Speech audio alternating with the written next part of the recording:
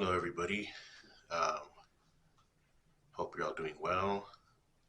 So, I wanted to make a follow up video to my first video in regards to being a long hauler from COVID. Just wanted to speak a little bit more about um, on some of the feelings that go along with being a long hauler from COVID. Um, Pretty much said a lot what I had to say in the first video. Um, I guess I could speak on some of the lingering effects that I have now, being over almost going to about a year and a half. And some of the lingering effects would be um, equilibrium and balance in my body and in my walk as I'm walking and moving about. I have gained strength, balance is better, everything has increased for the better, but there's still lingering effects of balance and equilibrium. Um, Still feelings at times of um, just this swaying, like a tipping over feeling. There has been times where I feel like my leg or something will give out, and it'll kind of make me jolt back. Haven't fallen yet, thank God, and I don't plan on to. Um, though early on, in my first couple months, that was happening. Not falling, but losing balance due to equilibrium and also um, the rise of heart palpitations in my walk, in my move. Um, Even using the restroom not being far from my room. Um, the first times I was trying to, when I first came out of the hospital, um, I was given steroids for about a week and I was good. After that week, everything kicked in. What I felt everything. So things like going to the restroom, sitting down, getting up, it was it would cause dizziness and the heart palpitation, heart rate would increase.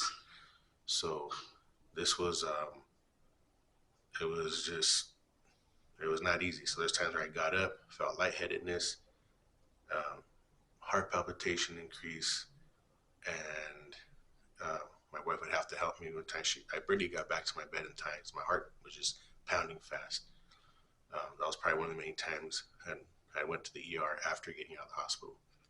As I said before in another video, I went back to the hospital about 4 times in the ambulance since when for my first stay, since after my first stay in the hospital, and so that was like a defeating feeling, um, and I have no shame in what it was. So I had to have a commode in my room next to my bed. I had to have a commode.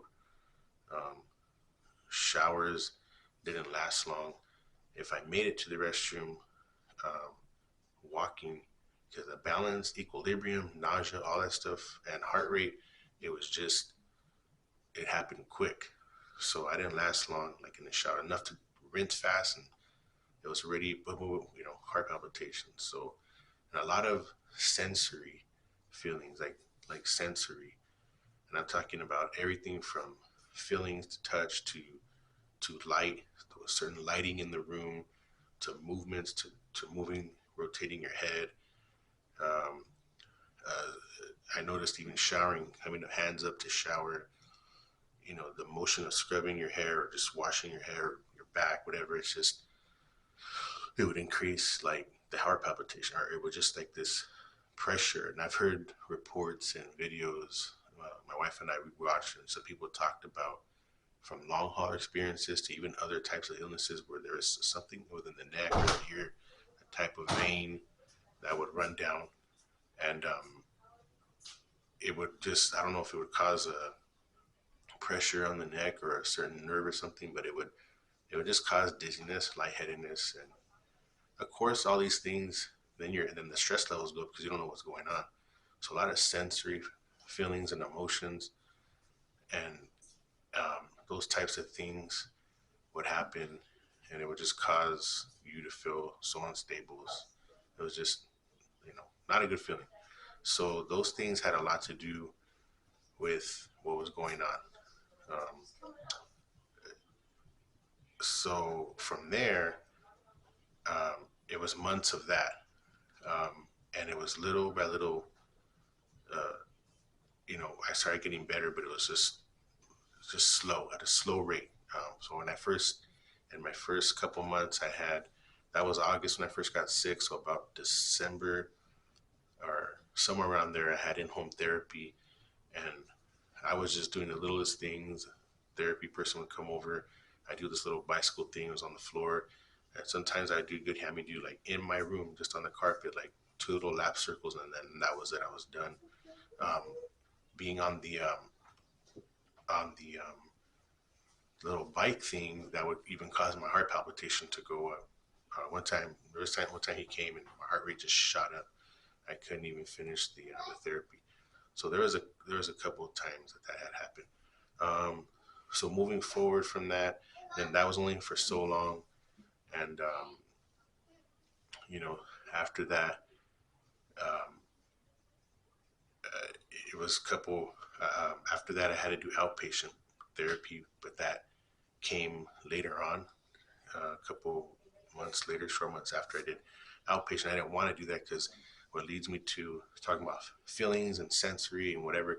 I don't do good in car rides. It sounds funny, and I mentioned this to doctors, and I guess the idea was they always go to anxiety. Doctors, and they don't know what else, so they always push to anxiety or stresses. And yes, there's anxiety and stress in everything you do, but this was a there was something else going on with like this heightened the sensory feeling, this heightened sensory feelings that was going on, and so that those types of things made made it difficult.